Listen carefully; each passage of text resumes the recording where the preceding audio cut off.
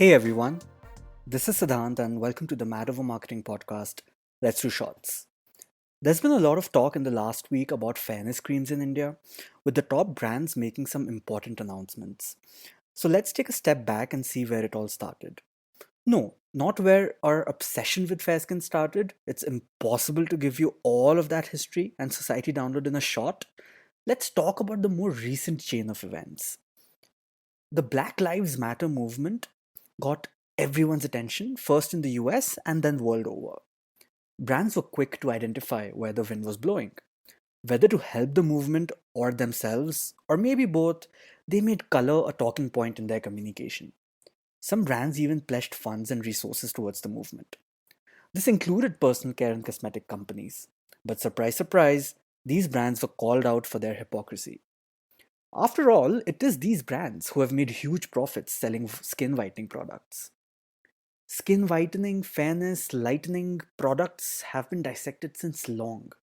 There's a view that, hey, they sell because people want to buy it. There's a view that brands need to be more responsible about what they propagate. Whatever you believe, there's no question that the whole fairness cream proposition is linked to white is better. And that is what triggered the mass rage towards how can these brands now say that Black Lives Matter?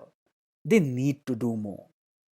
First, Johnson & Johnson announced that they would stop selling its fairness line products under Clean and Clear and Neutrogena globally and also in India. HUL followed suit. They announced that they will rebrand similar products, removing the words fairness, whitening, and lightening. But is this enough? Does rebranding undo all the damage? Unlikely. It's definitely a start, but nowhere close to the solution. I was talking to a friend who argued that why pick out fairness creams? Cigarette companies harm health? Yes, but the industry and advertising is regulated. Car companies cause global warming? Yes, but it is in some sense a necessity to live in a globalized world. What's the excuse with fairness creams?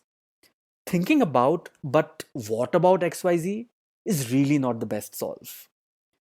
The other extreme is people wanting brands to stop selling the products altogether. It impacts revenues and it impacts livelihoods. It's not an easy answer, but there can't be an easy answer to such a complicated year long problem. But one thing is clear, beyond branding, the messaging has to change. Do you remember the ads where a girl gets a miraculous job offer after her skin matches a lighter shade card?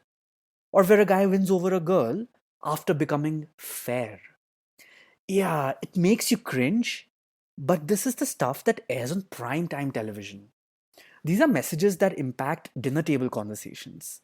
These are messages that allow yet another young girl or boy to think that I need to look fair, to look and feel good and be successful.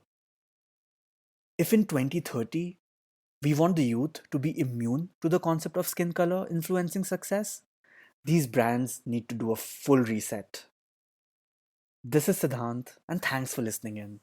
Until next time, let's do shots.